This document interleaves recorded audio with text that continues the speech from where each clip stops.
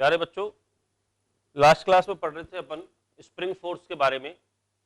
Spring किस तरह से फोर्स लगाती है और स्प्रिंग का फोर्स की एक प्रॉपर्टी क्या है कि अगर स्प्रिंग जो है उसके साथ में लगी हुई किसी स्ट्रिंग को अपन कट कर दें तो फिर जो स्प्रिंग है, स्प्रिंग अपना फोर्स जल्दी से चेंज नहीं करती है। यानी स्प्रिंग के फोर्स को चेंज होने में क्या होता है, थोड़ा सा टाइम लगता है। तो after cutting, just after cutting का कोई क्वेश्चन है तो उसमें हमेशा ये ध्यान रखना है कि जो स्प्रिंग है वो स्प्रिंग अपना फोर्स जल्दी से चेंज नहीं करेगी। और सारे फोर्स चेंज हो जाएंगे लेकिन स्प्रिंग का जो फोर्स है वो जल्दी से चेंज नहीं होता है। तो इस पर बेस्ड अपन ने कुछ क्वेश्चंस किए थे इसमें कि किस तरह से सारी चीज़ें होती हैं। अब देखो, इसके बाद में मैं यहाँ पे स्प्रिंग का फोर्स तो अपना हो गया कंप्लीट। अब अपन शुरू करते हैं। इसमें मैं दो एपरेटस तुम्हें यहाँ पढ़ाऊंगा। एक तो है अपनी वेइंग मशीन, जो वजन नापने वाली मशीन होती है, वेइंग मशीन, और दूसरा है स्प्रिंग बैलेंस। ठीक है, तो दो एपरेटस आज हम डिस्कस करने वाले हैं। ठीक है बच्चों, तो पहले वेइंग मशीन से शुरू करेंगे। वेइंग मशीन कैसे रीडिंग पढ़ती है। जैसे तुमने देखा होगा कि रेलवे स्टेशन से या कोई भी मंदिर वंदिर अपन जाते हैं, किसी भी टेम्पल वगैरह पे, तो वहाँ कई लोग वेइंग मशीन लेके बैठे रहते हैं। उसको 5 रुपये दो और अपना वजन नाप लो, होता है ना। तो अपन उस मशीन पे खड़े हो जाते हैं और खड़े होते ही वो जो उसका इंडिकेटर है, वो इंडिकेटर घूम के अपने वजन या अपना जो मास है वो बताता है। तो किस कॉन्सेप्ट पे बेस्ड होती है वो अपन शुरू करते हैं। तो ध्यान देना,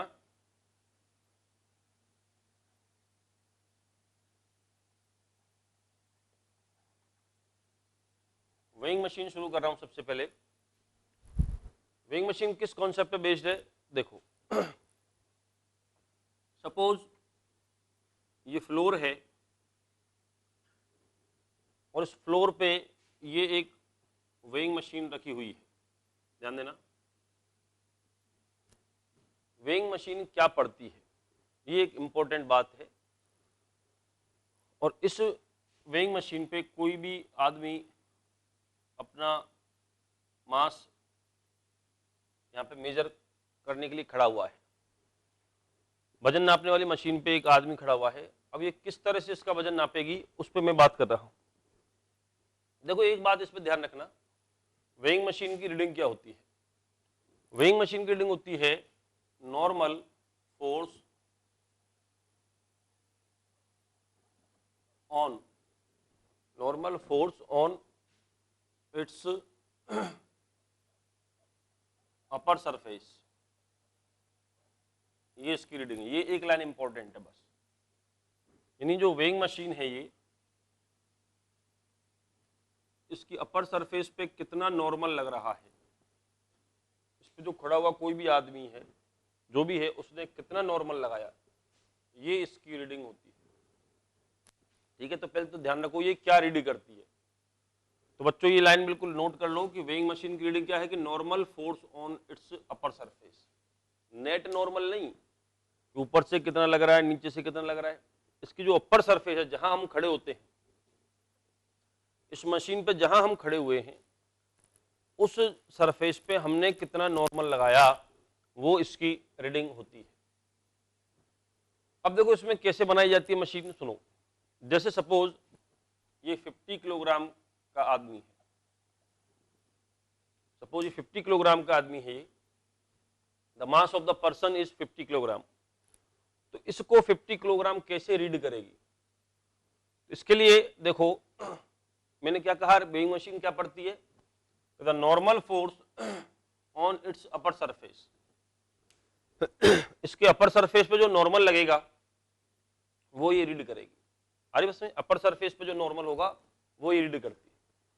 अब अपर सरफेस पे कैसे निकाले नॉर्मल, बिल्कुल सिंपल प्रोसेस है, एफबीडी बनाओ। तो मैं सबसे पहले आदमी को या पर्सन को अलग कर देता हूं, वेइंग मशीन अलग, दोनों का एफबीडी अलग अलग बनाए। देखना, सब पर्सन को अलग कर दिया और वेइंग मशीन को अलग कर दिया और दोनों का एफबीडी बनाए। तो इस पे नीचे जो फोर्स होगा, पहले मैं पर्सन का एफबीडी बना रहा हूं, तो इस पे नीचे जो फोर्स लगेगा वो mg होगा। तो उसका मास कितना है 50 किलोग्राम और जी कितना है 10। तो ये 500 न्यूटन इस पे नीचे लग रहा है देखो, और मशीन इस पे नॉर्मल लगाएगी ऊपर की तरफ एन, मशीन इस पे नॉर्मल लगाएगी ऊपर की तरफ एन, और इसका रिएक्शन होगा कि आदमी इस मशीन पे नॉर्मल एन लगाएगा। ये इस पर्सन का एफबीडी हो गया, जैसे हमने अब तक किया है। वेइंग मशीन पे एक आदमी खड़ा हुआ है, उसका मैंने एफबीडी बनाया, देखना ध्यान से। अब उस आदमी के एफबीडी में कौन कौन से फोर्स हैं कि सबसे पहले उस आदमी पे नीचे लगेगा mg जो कि 500 न्यूटन है, ऊपर लगेगा नॉर्मल। और अगर वेइंग मशीन का एफबीडी बनाया, और एफबीडी में भी इंटरेस्टेड नहीं हूं मैं, तो वेइंग मशीन पे बस नॉर्मल दिखाओ कि इस पे नॉर्मल इधर ये लग रहा है। वेइंग मशीन की अपर सरफेस, वेइंग मशीन की जो अपर सरफेस है उस पे कितना नॉर्मल है। अब ये नॉर्मल मुझे निकालना है, ये वाला, ये नॉर्मल या ये नॉर्मल एक ही बात है, एक्शन रिएक्शन है ना, जितना ये नॉर्मल है उतना ये है। तो इसको मैं यहां से पर्सन के एफबीडी से निकाल सकता हूं।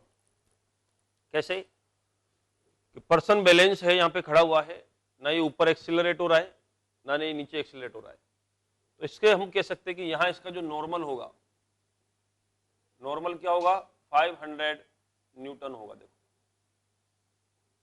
इस पे नॉर्मल कितना होगा, 500 न्यूटन होगा कि नहीं होगा, देखो बैलेंस करो इसको। तो ये जो रीडिंग है, तो एक्चुअली ये 500 न्यूटन इसका रीड करेगी, लेकिन एक्चुअली हमें मास चाहिए होता है। ये तो हो गया वेट, बच्चों वेट में और मास में डिफरेंस होता है। वेट तो क्या हो गया इसका, 500 न्यूटन। वेट का मतलब होता है उस पर कितना फोर्स लग रहा है नॉर्मल का, वो वेट है। और मास का मतलब होता है एम, वेट होता है mg, वेट mg होता है और मास होता है सिंपल m। तो अब इसको वो 500 न्यूटन के लिए हम क्या करते हैं कि जैसे मान लो मशीन का ये इंडिकेटर है, यहाँ पे है 0।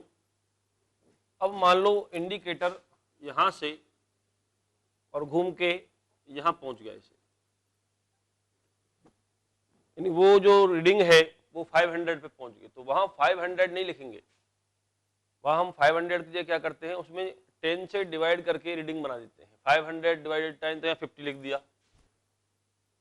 आ रही बात समझ में, क्योंकि 500 तो अगर कोई, भाई अपन तो फिजिक्स जानते हैं, तो अपन तो पता है कि 500 न्यूटन है ये, लेकिन कोई भी अननोन पर्सन देखेगा तो 500 किलोग्राम समझ जाएगा ना। इसलिए क्या करते हैं कि जो भी वेइंग मशीन की जो रीडिंग है ना, समझे, वेइंग मशीन की रीडिंग में डिवाइडेड बाई 10 करके हर जगह लिख दिया जाता है।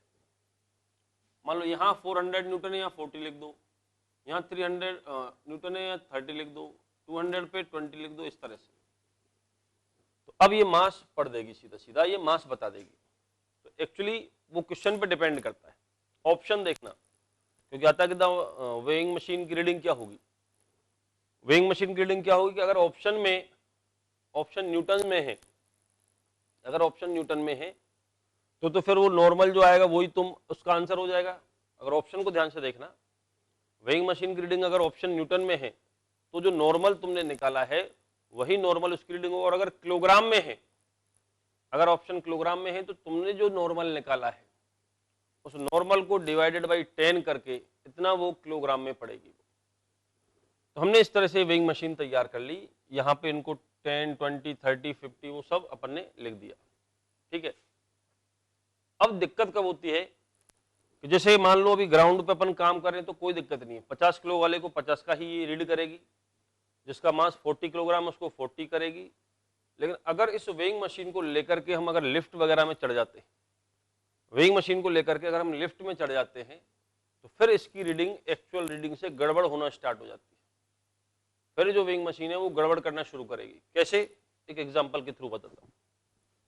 तो मेन मुद्दा यहाँ पे क्या याद रखना, मेन बात यह है कि जो वेइंग मशीन है, बच्चों ध्यान देना है ना समरी में, कि जो वेइंग मशीन की रीडिंग क्या होती है, ये एक लाइन याद रखो। वेइंग मशीन की रीडिंग क्या होती है कि वेइंग मशीन का जो अपर सरफेस है, ठीक है ना, वेइंग मशीन का जो अपर सरफेस है उस अपर सरफेस पे कितना नॉर्मल लग रहा है, वेइंग मशीन की अपर सरफेस पे कितना नॉर्मल लग रहा है वो नॉर्मल रीड कर दो। नॉर्मल आ जाएगा काय में, न्यूटन में। और ऑप्शन देखो, अगर न्यूटन में है तो वो तुम्हारा आंसर है, और अगर ऑप्शन किलोग्राम में है, ठीक है बच्चों, अगर ऑप्शन किलोग्राम में है तो तुमने जो नॉर्मल निकाला है यहां से, उस नॉर्मल को डिवाइडेड बाई 10 कर देना, वो आंसर किलोग्राम में आ जाएगा। ठीक है, इसलिए एक लाइन याद रखो, what is the reading of weighing machine. तो the weighing machine read the normal on its upper surface, इसकी अपर सरफेस पे जो नॉर्मल है वही ये रीड करती है। तो चलो देखते हैं, लेट अस सी लिफ्ट विफ्ट में रीडिंग कैसे गड़बड़ होती है वो अपन समझते हैं। ठीक है बच्चों,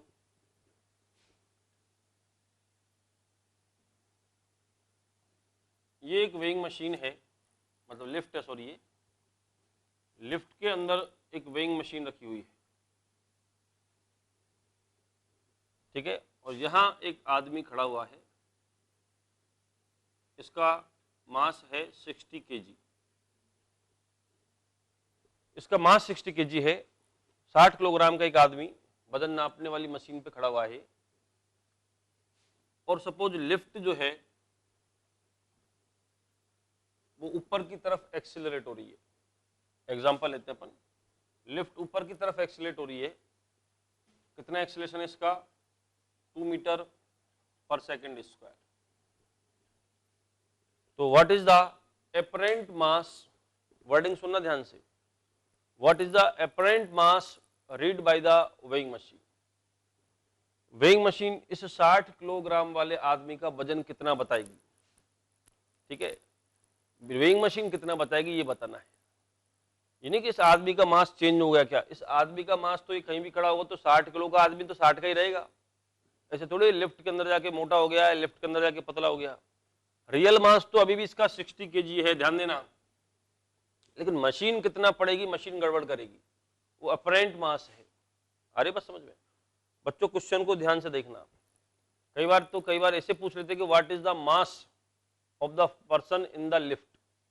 मास ऑफ द पर्सन तो अभी भी 60 केजी है, लेकिन उसको ये वेइंग मशीन कितना पड़ेगी, दोनों में डिफरेंस है। अगर पूछा है what is the mass read by the weighing machine, तो हमें फिर बात करनी है। तो डोंट थिंक कि ये 60 किलोग्राम का आदमी इतना हो गया है, वो तो उतने का ही रहेगा। तो लेट अस सॉल्व। तो देखिए, इस पर्सन और वेइंग मशीन का एफबीडी बनाते हैं, ध्यान देना सब इसके सॉल्यूशन पे। पर्सन अलग किया, वेइंग मशीन अलग किया। चलो पर्सन का एफबीडी बनाओ, अपन ने खूब एफबीडी बनाए इस तरह से। तो नीचे इस पे जो फोर्स होगा वो उसका मास इंटू जी, तो कितने का, ये 60 केजी का है, इंटू 10, तो 600 न्यूटन नीचे होगा। ध्यान से देखना, नीचे होगा 600 न्यूटन, और वेइंग मशीन इस पे नॉर्मल लगाएगी ऊपर की तरफ, कितना, एन, दिख रहा है। दो ही फोर्स लगेंगे इस पर्सन पे, नीचे mg और सरफेस का नॉर्मल, और इस पे इसने नॉर्मल लगाया होगा नीचे की तरफ, जिसको मेरे को कैलकुलेट करना है। इसके अपर सरफेस पे नॉर्मल ये लग रहा है, और जितना नॉर्मल ये है मैग्नीट्यूड वाइज उतना ही ये है। तो मैं एन निकाल दूं, एन निकालना किससे पॉसिबल है, इस पर्सन पे इक्वेशन लगाओ, इस पर्सन पे इक्वेशन लगाओ, क्योंकि ये पर्सन लिफ्ट के साथ साथ ऊपर की तरफ जा रहा है, जिसका एक्सेलरेशन कितना है, 2 मीटर पर सेकेंड स्क्वायर। ये पर्सन जो है लिफ्ट के साथ साथ ऊपर की तरफ जा रहा है, जिसका एक्सेलरेशन 2 मीटर पर सेकेंड स्क्वायर है। इज दैट क्लियर और नॉट। तो चलो सबसे पहले हम बात करते हैं, इस पर्सन के एफबीडी बना के इस पे इक्वेशन लगाता हूं। तो ये ऊपर जा रहा है तो इसकी इक्वेशन, अब n इक्वल टू 600 मत कर देना, n इक्वल टू 600 नहीं करना, क्योंकि ये एक्सेलरेट हो रहा है। अगर रेस्ट पे होता यानी फोर्स बैलेंस कराते तो मैं n इक्वल टू 600 कह पाता। अभी क्या, ये एक्सेलरेट हो रहा है ऊपर की तरफ। तो मेरा क्वेश्चन इक्वेशन क्या बनेगा, इस पे नेट फोर्स जो ऊपर की तरफ है, देखो इस पे जो नेट फोर्स होगा ऊपर की तरफ, वो क्या होगा, n माइनस 600, ये हो गया F टोटल फोर्स। ऊपर n है, नीचे 600, तो ऊपर की तरफ टोटल फोर्स हो गया n माइनस 600, और इक्वल टू इसका मास, मास कितना है 60, और इंटू एक्सीलरेशन 2 है इसका, देखो तो n माइनस 600 इक्वल टू कितना आ गया 120, n माइनस 600 इक्वल टू 120, तो n इक्वल टू किया जाएगा 720 न्यूटन। इतना नॉर्मल इसने लगाया वेइंग मशीन पे। अब सोचो कि अगर ये 720 न्यूटन का नॉर्मल लगा रहा है तो इंडिकेटर जहां जाएगा, सोचना इंडिकेटर जहां जाएगा वहां क्या लिखा हुआ होगा, क्योंकि हमने तो रीडिंग पहले लिख दी इस पे कि जो भी नॉर्मल लगता है उसको डिवाइडेड बाई 10 कर करके तुमने लिख रखा है वहां पे, ठीक है। जो भी नॉर्मल लग रहा है वहां डिवाइडेड बाई 10 करके लिख के मशीन बना दी। उस मशीन को तुम लेके लिफ्ट में पहुंच गए, तो वो मशीन तो क्या पड़ेगी, सोचो कि that is the M dash apparent mass indicator की, जो मतलब इंडिकेटर कहां पे जाके पहुंचेगा, वहां जाके पहुंचेगा जहां नॉर्मल 720 है, और 720 अगर नॉर्मल है तो वहां क्या लिखा हुआ होगा बताओ, वहां पे ऑलरेडी क्या लिखा हुआ होगा, तो 720 डिवाइडेड बाई 10, तो इसको 72 किलोग्राम का ये पड़ देगी। तो 60 केजी वाले आदमी का जो वेट है उसको क्या होगा, क्या दिखाई देगा, 72 किलोग्राम दिखाई देगा। आई बात समझ में? इसलिए लिफ्ट में ये मशीन गड़बड़ करती है। अब इसमें एक क्वेश्चन और बन सकता है, अगर यही लिफ्ट नीचे की तरफ, अगला क्वेश्चन नोट कर सकते हैं कि इन द प्रीवियस प्रॉब्लम, अगला क्वेश्चन लिख सकते हैं, in the previous problem if the lift is accelerating downwards, change किया थोड़ा सा क्वेश्चन। पिछले जो क्वेश्चन था, प्रीवियस क्वेश्चन था, उसमें लिफ्ट अगर नीचे की तरफ एक्सेलरेट कर रही है, if lift is accelerating downwards with acceleration 2 meter per second square, then what will be the reading of weighing machine, तो वेइंग मशीन की रीडिंग क्या होगी। तो देखो एफबीडी बनाएंगे तो एफबीडी तो बच्चों यही रहेगा। देखो सोचो, जब एफबीडी बनाओगे तो फोर्स कौन से चेंज हुए, कुछ चेंज नहीं हुआ, ऊपर नॉर्मल नीचे 600, ये सारे फोर्स ऐसे कैसे, लेकिन इस बार पर्सन का जो एक्सीलरेशन है या लिफ्ट का जो एक्सीलरेशन है साथ साथ चल रहे हैं सब, तो पर्सन और लिफ्ट का जो एक्सीलरेशन है वो वर्टिकली डाउनवर्ड्स है, और अगर ये वर्टिकली डाउनवर्ड्स है तो इस पे हम F equal to M A लगाएंगे नीचे की तरफ, है ना, नीचे आ रहा है ना ये, तो इस बार मेरी इक्वेशन क्या होगी, इसका एक्सीलरेशन नीचे है, तो क्या इक्वेशन होगी बताओ, 600 minus N, 600 minus N equal to इसका मास यानी 60 इंटू एक्सीलरेशन यानी 2। तो यहां से जो नॉर्मल होगा कैलकुलेट करोगे, दैट विल बी 600 माइनस 120 आएगा। देखो कैलकुलेट करके, and you have this is equal to 480 newton. इस बार नॉर्मल 480 न्यूटन है, और नॉर्मल अगर 480 न्यूटन है तो इंडिकेटर कहां जाके पहुंचा होगा बताओ, जहां 480 न्यूटन की रीडिंग, और 480 न्यूटन का मतलब अपरेंट जो मास होगा, अपरेंट मतलब जो मशीन रीड करेगी, तो आदमी तो अभी भी 60 किलोग्राम का है, डोंट वरी, मशीन जो रीड करेगी वो कितना है, 480 डिवाइडेड बाई 10 यानी 48 किलोग्राम ये मशीन रीड करेगी। तो यानी कि आदमी 48 किलो का हो गया क्या, ऐसा नहीं है, पर्सन तो अभी भी 60 किलोग्राम का है, लेकिन उसको गड़बड़ जो मशीन है वो गड़बड़ करेगी, मशीन उसको कितने का पड़ेगी, 48 किलोग्राम का। और इसी में अगर मैं कहता तीसरा क्वेश्चन लिख सकते हो, दो क्वेश्चन ये हो गए। पहली बार में तुमने देखा होगा, in the first time in the previous question तुमने देखा होगा कि जो मशीन है वो एक्चुअल मास से कुछ ज्यादा पड़ रही थी। कब, जब ये ऊपर की तरफ एक्सीलरेट हो रही थी मशीन जब ऊपर की तरफ एक्सीलरेट हो रही तो ये एक्चुअल मास से कुछ ज्यादा रीड कर रही थी। दूसरे टाइम जब मशीन नीचे की तरफ एक्सीलरेट हो रही है तो एक्चुअल मास से कम पड़ रही है। तीसरा क्वेश्चन यहां नोट कर सकते हो बच्चों, इफ द लिफ्ट या elevator is moving with constant velocity, ये मान लो 2 मीटर पर सेकंड की कांस्टेंट वेलोसिटी से चल रही है। अगर ये कांस्टेंट वेलोसिटी से चल रही है, ये ध्यान रखना ये वेलोसिटी है ना, कांस्टेंट वेलोसिटी से लिफ्ट चल रही है, तो फिर इसकी रीडिंग क्या होगी। तो इस केस में ऊपर एफबीडी तो अभी भी यही रहेगा सॉरी, एफबीडी तो अभी भी ये होगा, लेकिन अगर इसकी वेलोसिटी कांस्टेंट है, तो वेलोसिटी अगर कांस्टेंट है तो इसका एक्सीलरेशन 0 हो गया। देखो अगर इसकी वेलोसिटी कांस्टेंट है तो एक्सीलरेशन क्या हो गया, 0। और अगर एक्सीलरेशन बच्चों 0 है तो इस बार हमें फोर्स बैलेंस कराने पड़ेंगे, क्योंकि फोर्स तब लगता है जब बॉडी एक्सीलरेट हो रही है, लेकिन अगर इसका एक्सेलरेशन 0 है तो हमें फोर्स बैलेंस कराने। तो इस बार n इक्वल टू सीधा सीधा लिख दो कितना 600 न्यूटन, और 600 न्यूटन का अगर नॉर्मल लग रहा है तो इसकी रीडिंग सही बताएगी। इस बार कितना बताइए, 60 किलो वाले को 60 का ही पड़ देगी। यानी हम यहां से ये फील कर सकते हैं या एक ट्रिक बना सकते हैं। वो ट्रिक क्या है सुनो, क्योंकि लिफ्ट के क्वेश्चन कई आते हैं। वो ट्रिक क्या है बच्चों, ध्यान देना कि 3 केस है यहाँ पे, वो ट्रिक हमेशा याद रखना। ट्रिक ये है, 3 केस एक साथ ले लें अपन। पहला केस, जबकि लिफ्ट ऊपर की तरफ एक्सिलरेट हो रही है, वर्डिंग पे ध्यान देना, ऊपर की तरफ एक्सिलरेट हो रही है। दूसरा, अगर यही लिफ्ट डाउनवर्ड एक्सिलरेट हो रही है। और तीसरा, अगर यही लिफ्ट और कांस्टेंट वेलोसिटी से ऊपर या नीचे किधर भी आ रही है, इसकी वेलोसिटी क्या है, कांस्टेंट वेलोसिटी। 3 केस है, कांस्टेंट वेलोसिटी से चल रही है। तो हम यहां एक वेइंग मशीन रखते हैं, ऐसे यहां पे एक मशीन है ये और एक मशीन यहां, ठीक है। m मास का पर्सन पहले केस में है, वही पर्सन m मास का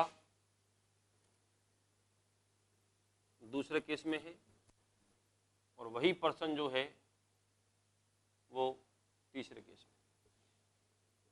अब इसका एक्चुअल मास m है, देखना एक्चुअल मास इसका m है। अब तीनों केसेस में मशीन की रीडिंग क्या होगी, तो इसका मैं FBD बनाऊं तो FBD तो हर केस में यही होगा। देखना क्या, नीचे इस पे mg लगेगा अर्थ का, ठीक है, नीचे mg होगा, और ऊपर जो मशीन है वो लगाएगी नॉर्मल, क्योंकि मशीन पे खड़ा हुआ है। तो इसने मशीन को किधर प्रेस किया होगा, इसने मशीन को नीचे की तरफ प्रेस किया है n फोर्स से, ये नॉर्मल है। तो ये नॉर्मल n है, तो ये भी रिएक्शन होगा, ये n होगा, और ये n मेरे को कैलकुलेट करना है। ये वाला कर लो चाहे ये, क्योंकि एक ही बराबर है ये। ओके, तीनों केसेज में FBD तो सेम रहेगा, देखो इक्वेशन बदलेगी बस।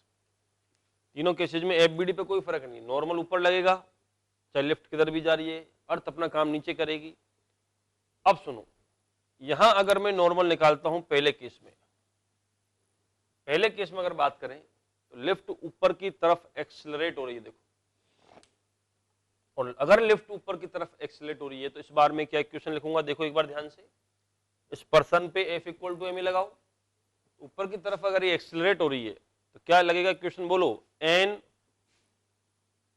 Minus mg equal to ma।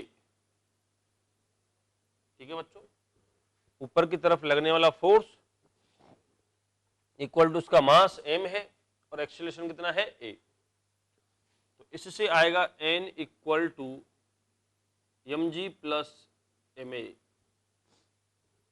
तो n equal to m common आ गया, तो g प्लस a। यानी अगर लिफ्ट ऊपर एक्सेलरेट हो रही है, कई बच्चे ये सोचते हैं कि लिफ्ट ऊपर जा रही है से मतलब नहीं है। मैं फिर कह रहा हूं, वर्डिंग्स पे ध्यान देना कि भाई अगर लिफ्ट ऊपर एक्सेलरेट जाने का, एक बात बताओ, जाने को तो एक कांस्टेंट वेलोसिटी से भी जा सकती थी। सोचो कि एक लिफ्ट ऊपर जा रही है तो जाने से कुछ नहीं है कि वो किधर मूवमेंट कर रही है, इंपॉर्टेंट ये है कि उसका एक्सीलरेशन किधर है। अगर लिफ्ट का एक्सीलरेशन अपवर्ड्स है, लिफ्ट का एक्सीलरेशन अपवर्ड है, तो डायरेक्ट याद रखो रीडिंग क्या होगी, m इंटू जी प्लस ए। यानी g की जगह पे g प्लस ए आ जाएगा, g की जगह पे क्या जाएगा, g प्लस ए, m इंटू जी प्लस ए, यानी रीडिंग बढ़ जाएगी। दूसरे केस में इक्वेशन क्या बनेगी, दूसरे केस में ये नीचे आ रहा है, नीचे आ रहा मतलब नीचे एक्सेलरेट हो रहा है, दूसरे केस में नीचे की तरफ एक्सेलरेट हो रहा है ये। तो इस केस में क्या होगा कि अब इस पे इक्वेशन लगाओ, तो mg माइनस n लिखूंगा इस बार, तो इसका एक्सेलरेशन डाउनवर्ड से, और एक्सेलरेशन अगर डाउनवर्ड से तो क्या आएगा, mg minus n equal to ma, है ना, नीचे की तरफ का फोर्स इक्वल टू इसका मास इंटू एक्सेलरेशन। तो यहां से जो नॉर्मल आएगा वो आएगा m इंटू जी माइनस ए। देखना, कंपेयर करना। और तीसरा, अगर ये कांस्टेंट वेलोसिटी से मूव कर रही है या रेस्ट पे है, ये भी मान लो, और रेस्ट, अगर ये लिफ्ट रेस्ट पे है, रुकी हुई है, देखना, अगर ये लिफ्ट रेस्ट पे रुकी हुई है या कांस्टेंट वेलोसिटी से मूव कर रही है, तो फिर यहां नेट फोर्स बैलेंस होना चाहिए, क्योंकि एक्सीलरेशन जीरो है। अगर ये एक्सीलरेशन जीरो है तो फिर यहां नॉर्मल होगा सीधा सीधा mg। तो तीनों केसों को कंपेयर करना, यहीं से शुरू करो। तो बच्चों, अगर लिफ्ट रेस्ट पे है, ध्यान देना इस पे, अगर लिफ्ट रेस्ट पे है या कांस्टेंट वेलोसिटी से मूव कर रही है, ऊपर नीचे किधर भी वेलोसिटी कांस्टेंट है, तो फिर इसका जो रीडिंग है वो mg होगा। और यहाँ पे जो मास होगा, अपरेंट मास, वो रियल मास के इक्वल होगा, क्योंकि डिवाइडेड, अब जब इसका मास निकालोगे तो डिवाइडेड बाई 10 करोगे, और डिवाइडेड बाई 10 करोगे तो m निकल के आ जाएगा। देखो, तो यहां पे मैं कह सकता हूं अपरेंट मास जो होगा equal to real mass. Apparent का मतलब है मेरा, किससे बताओ, reading of the weighing machine. तो यहां जो रीडिंग होगी विंग मशीन की वो एग्जैक्ट सही होगी, क्योंकि यहां m डैश की वैल्यू m के इक्वल आ जाएगी, यानी m dash equal to m। ठीक है, यहां हम देखें अगर, तो देखो अपरेंट मास जो होगा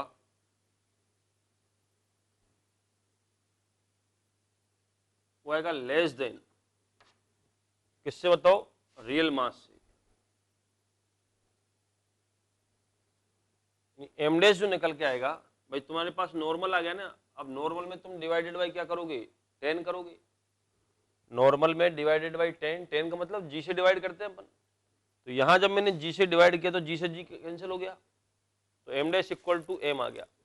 अगर मैं यहां देखता हूं अपरेंट मास m डैश कि मशीन क्या रीड करेगी, तो जब नॉर्मल आ चुका है तो हम क्या करते हैं, नॉर्मल को डिवाइडेड बाई g से करते हैं, g मतलब 10 से डिवाइड करते हैं। तो ये आएगा m into g minus a divided by g. तो ये बिल्कुल क्लियर है, देखो कि m डैश की जो वैल्यू होगी वो क्या होगी, लेस देन m होगी। तो यहां मशीन क्या करेगी कि अगर ये वर्टिकली डाउनवर्ड्स एक्सेलरेट हो रही है, वर्टिकल डाउनवर्ड्स एक्सेलरेट हो रही है, तो ये m डैश जो होगा मशीन की रीडिंग उसके एक्चुअल मास से कम होगी। और यहां जो होगा ये क्लियर है, क्योंकि यहां g प्लस आ रहा, देखो, क्योंकि एक्चुअल रीडिंग आने के लिए m इंटू जी होना चाहिए था। ये सोचो, एक्चुअल रीडिंग आने के लिए नॉर्मल mg होना चाहिए। अब यहां देखो m इंटू जी माइनस है, तो ये क्वांटिटी कम हो गई, g की जगह g माइनस हो गया, इसलिए अपरेंट मास, और यहां g की जगह हो गया g प्लस है। तो यहां तुम देख सकते हो कि अपरेंट जो मास होगा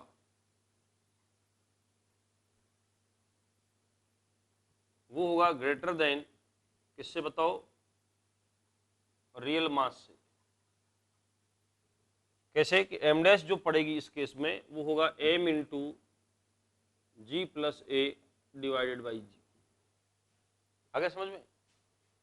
तो इनको अब रट लो, एक तरह से रट लो, क्योंकि इतना अपन इस पर टाइम नहीं लगाएंगे। कि विंग मशीन क्वेश्चन अगर है लिफ्ट विफ्ट में, लिफ्ट वगैरह में विंग मशीन को क्वेश्चन है, तो अगर लिफ्ट ऊपर एक्सेलरेट हो रही है तो m इंटू जी प्लस ए, याद रखो, अगर ऊपर एक्सेलरेट हो रही है तो m इंटू जी प्लस ए, अगर नीचे एक्सेलरेट हो रही है तो m इंटू जी माइनस ए, ये नॉर्मल की वैल्यू है। और अगर एक्सेलरेट नहीं हो रही या कांस्टेंट वेलोसिटी से चल रही है, मतलब या रेस्ट पे है, तो फिर सीधा mg के इक्वल होगा। ऊपर आए तो g की जगह पे g प्लस आ जाएगा, नीचे अगर एक्सेलरेट हो रही है तो g के स्थान पे क्या होगा, g माइनस आ जाएगा। और अगर वो कांस्टेंट वेलोसिटी से या रेस्ट पे है तो g की जगह फिर g ही रहेगा। यहाँ अपरेंट मास ज्यादा पड़ेगी, यहाँ अपरेंट मास कम होगा, और यहाँ पे वो रियल मास के इक्वल पड़ देगी। ठीक है, ये हमें याद कर लेने बच्चों, है ना।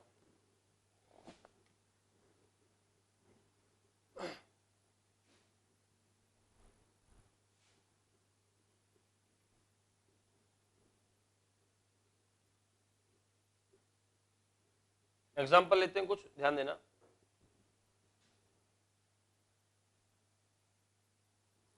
सुनिए क्या एग्जांपल है कि एक लिफ्ट है, सुनिए ठीक है। अब मैं यहाँ पे कुछ सिचुएशन लिखूंगा और तुम्हें पहचानना है कि अपरेंट यानी इसके अंदर वही एक वेइंग मशीन है, एक थ्योरेटिकल क्वेश्चन है सिंपल, वेइंग मशीन है और वेइंग मशीन पे एक पर्सन खड़ा हुआ है। अब लिफ्ट किधर जा रही है वो मैं कुछ सिचुएशन लिखने वाला हूं और तुम्हें बताना है कि वेइंग मशीन की रीडिंग जो होगी यानी अपरेंट जो मास होगा वो रियल मास से ज्यादा होगा या कम होगा, ठीक है। मैं कुछ सिचुएशन यहाँ पे डिफाइन कर रहा हूं। पहली सिचुएशन है lift is moving upwards with constant velocity. Note करते चलना, एक कंसेप्चुअल क्वेश्चन है। Lift is moving upwards with constant velocity. Second, दूसरा सिचुएशन क्या है? Lift is moving upwards with increasing velocity.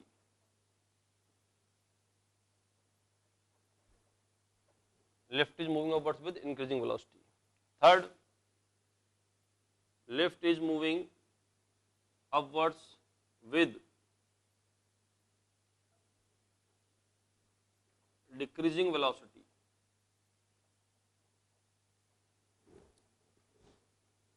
Fourth, lift is moving downwards.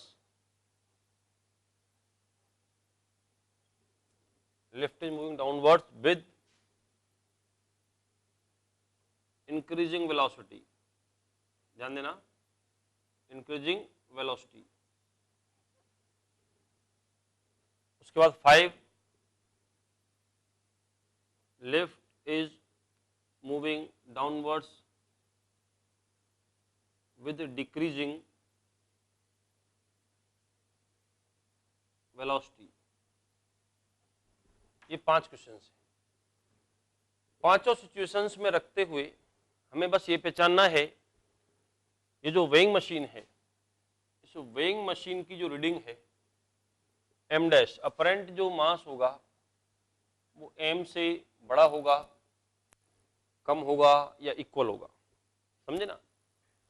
इस question से ये क्लियर होगा क्योंकि बहुत से बच्चे ऐसे रट लेते हैं, बहुत से बच्चे ऐसे रट लेते हैं कि अगर लिफ्ट ऊपर जा रही है तो ज्यादा आएगा, लिफ्ट नीचे आ रही है तो m डैश की वैल्यू m से कम होगी, और कांस्टेंट वेलोसिटी से चल रही है या रेस्ट पे है तो इक्वल होगा। बात चलने की नहीं है कि लिफ्ट किधर जा रही है, यही इस क्वेश्चन के थ्रू बताना चाह रहा हूं मैं। In which direction lift is moving, ये इंपॉर्टेंट नहीं है, इंपॉर्टेंट है इसके एक्सीलरेशन की डायरेक्शन। एक्सीलरेशन किधर है इसको ऐसे ही याद रखो बच्चों, है ना। ऐसे नहीं कि अगर लिफ्ट ऊपर जाएगी तो m इंटू जी प्लस ए कर देंगे, लिफ्ट ऊपर जाएगी नहीं, अगर एक्सीलरेशन ऊपर है ऐसे कहो। अगर लिफ्ट का एक्सीलरेशन ऊपर है, किधर भी जा रही है ऐसे कोई मतलब नहीं है, इसके मूवमेंट किधर हो रहा है इट इज नॉट इंपॉर्टेंट। इसका अगर एक्सीलरेशन अपवर्ड है तो फिर हम कह सकते हैं कि m इंटू जी प्लस ए आएगा। अगर एक्सीलरेशन डाउनवर्ड्स है, चाहे किधर भी चल रही है, लेकिन एक्सीलरेशन अगर डाउनवर्ड्स है तो फिर m इंटू जी माइनस से आएगा।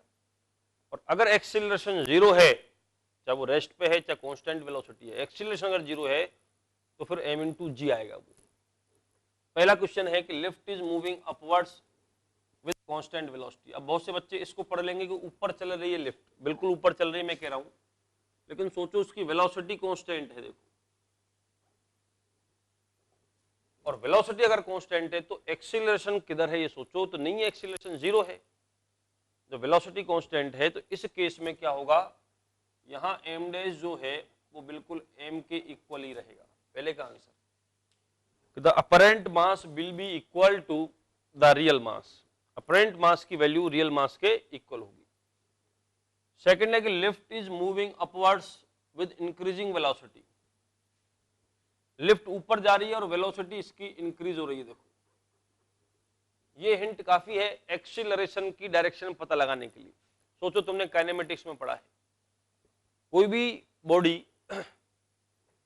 बॉडी जिस डायरेक्शन में अगर जा रही है और उसी डायरेक्शन में अगर एक्सीलरेशन लगता है, पढ़ा हुआ काइनेमेटिक्स में, कोई भी बॉडी जिस डायरेक्शन में चल रही है उसी डायरेक्शन में अगर एक्सीलरेशन है तो फिर उस डायरेक्शन में उसकी वेलोसिटी इंक्रीज होती है। तो सोचो यहां क्या हुआ होगा कि भाई इसकी वेलोसिटी ऊपर दे रखी है क्वेश्चन में कि ऊपर जा रही है ये, ठीक है, वेलोसिटी ऊपर है और बढ़ रही है वेलोसिटी ऊपर है और ऊपर की तरफ ही बढ़ रही है, इंक्रीजिंग है। तो यहां से हम इनडायरेक्टली सोच सकते हैं कि यार जरूर इसका जो एक्सीलरेशन है वो भी अपवर्ड रहा होगा। इधर वेलोसिटी है, इधर ही एक्सीलरेशन है, तभी तो क्या हो रहा है, इंक्रीज हो रही है कि नहीं बताओ। इसलिए इसका फिलहाल एक्सीलरेशन ऊपर है। सेकंड क्वेश्चन को ध्यान से पढ़ो एंड यू विल फील कि लिफ्ट का एक्सीलरेशन अपवर्ड है और एक्सीलरेशन अगर अपवर्ड है तो फिर ये क्या आता है बताओ, m इंटू जी प्लस से आता है। अभी बताया था मैंने। इन इस केस में जो m डैश होगा वो ग्रेटर देन m होगा। इस केस में m डैश क्या होगा, ग्रेटर देन m होगा। चलो थर्ड क्वेश्चन पे चलते हैं बच्चों। थर्ड क्वेश्चन वही है, लिफ्ट इज मूविंग अपवर्ड्स। अभी भी लिफ्ट ऊपर वेलोसिटी है, नो डाउट ऊपर जा रही है, नहीं वेलोसिटी ऊपर है, लेकिन with decreasing speed, decreasing velocity, इसकी वेलोसिटी धीरे धीरे धीरे कम हो रही है। अरे इसकी वेलोसिटी धीरे धीरे कम हो रही है। अब इसकी वेलोसिटी अगर धीरे धीरे कम होगी तो ऐसा सोचो क्यों हुआ होगा कि वेलोसिटी ऊपर है और धीरे धीरे वेलोसिटी कम हो रही है, तो इस पे जो एक्सीलरेशन लगा होगा, इस पे जो कोई भी जो इंजन विंजन जैसे लिफ्ट चलती है, मतलब रस्सी वस्सियां जो भी है सब मिला के जो नेट एक्सीलरेशन लगा होगा वो उसको नीचे लगना पड़ा होगा, तभी इसकी स्पीड घटाई जा सकती है। इसलिए लिफ्ट ऊपर जा रही है, इसका कोई इंपॉर्टेंस नहीं है, जाने दो ऊपर एक्सीलरेशन किधर है। तो तुम्हें पता है ऊपर वाली वेलोसिटी कम हो रही है, तो ये वेलोसिटी कम कब होगी, जब एक्सीलरेशन जरूर इस पे नीचे की तरफ काम कर रहा हो, एक्सीलरेशन नीचे की तरफ काम कर रहा होगा, तो इसका जो एक्सीलरेशन है वो डाउनवर्ड्स है।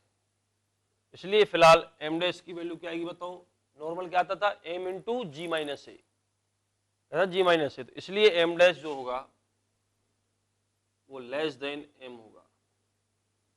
Question number 4, lift is moving downwards. इस बार लिफ्ट नीचे आ रही है, इस बार जो लिफ्ट है वो नीचे की तरफ आ रही है। देखो lift is moving downwards with increasing velocity, lift नीचे आ रही है और इसकी वेलोसिटी इंक्रीज हो रही है।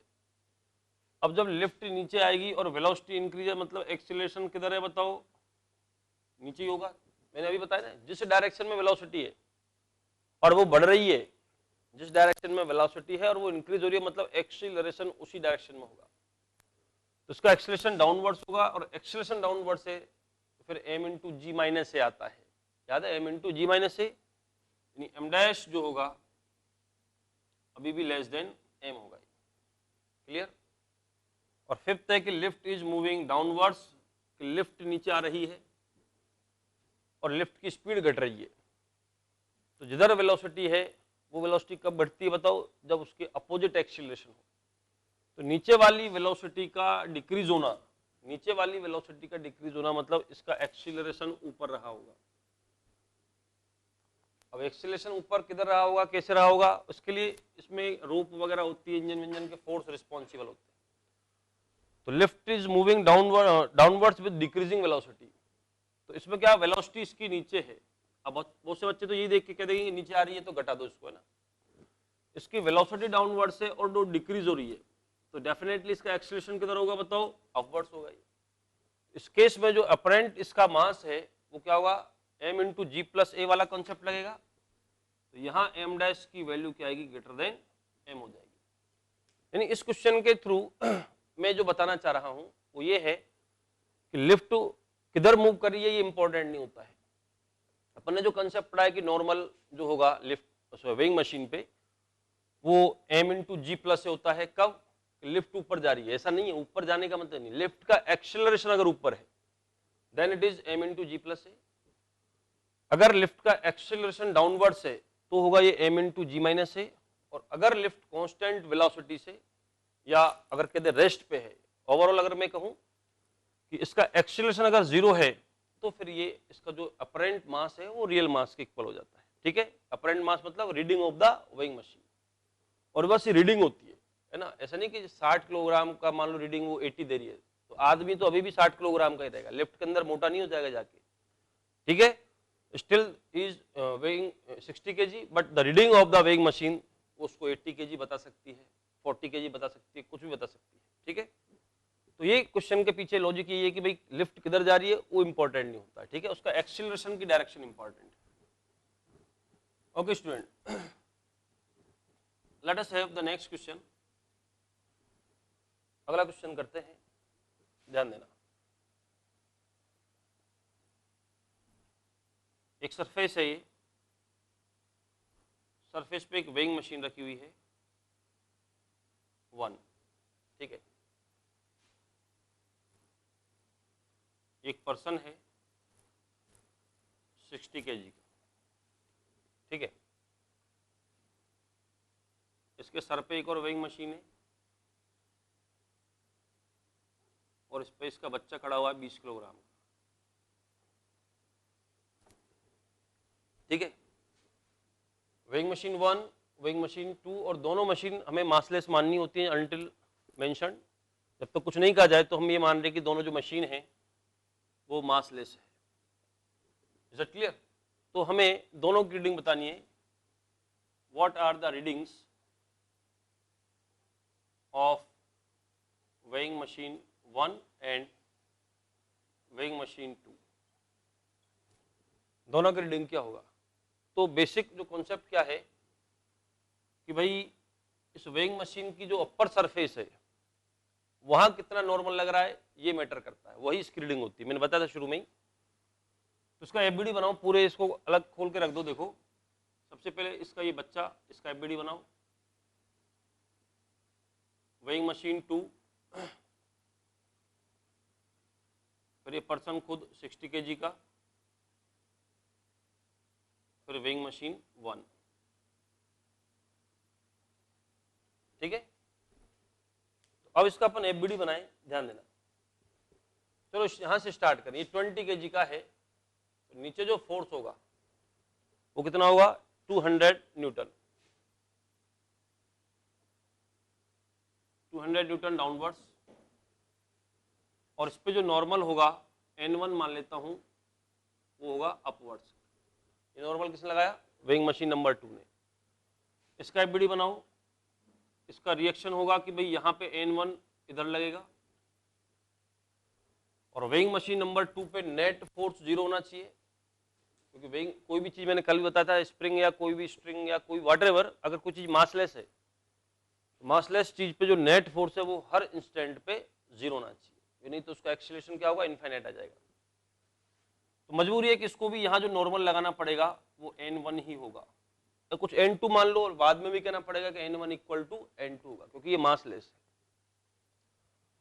तो अब इस आदमी ने ऊपर N1 लगाया, तो इस आदमी पे खुद पे N1 इधर लगेगा, आदमी पे 3 फोर्स लगेंगे। वेइंग मशीन इस पे नॉर्मल लगाएगी, नीचे की तरफ N1, इसका खुद का जो वेट है 60 kg का कितना होगा? 600 न्यूटन, और ये जो मशीन है वो इस पे नॉर्मल लगाएगी ऊपर की तरफ N2, तो इस मशीन पे लग जाएगा N2 डाउनवर्ड्स, और सब कुछ बैलेंस है। तो देखो, अब मैं बता रहा हूं कि भाई वेइंग मशीन की रीडिंग क्या होती है। अब बहुत से बच्चे इसको 0 मत बोल देना कि N1 इधर से लगा, N1 इधर से लगा, कि नेट फोर्स 0 हो गया। मैंने पहली लाइन ये बोली थी, वेइंग मशीन की रीडिंग होती क्या है कि उसका जो अपर सरफेस है, उस अपर सरफेस के परपेंडिकुलर कितना नॉर्मल लग रहा है, वो नॉर्मल पड़ेगी वो न्यूटन में। तो सबसे पहले वेइंग मशीन नंबर 2 का हमें N1 निकालना है, वो N1 को मैं यहां से निकाल देता हूं। N1 कैलकुलेट करना है, कहीं से भी कर सकते हैं। तो ये रेस्ट पे है, तो N1 should be equal to 200 newton. अगर 200 न्यूटन, या ऑप्शन में अगर 20 किलोग्राम है, क्योंकि डिवाइडेड बाय क्या करते हैं अपन? 10 कर दो, जी से डिवाइड करके, और I can say this is 20 kilogram.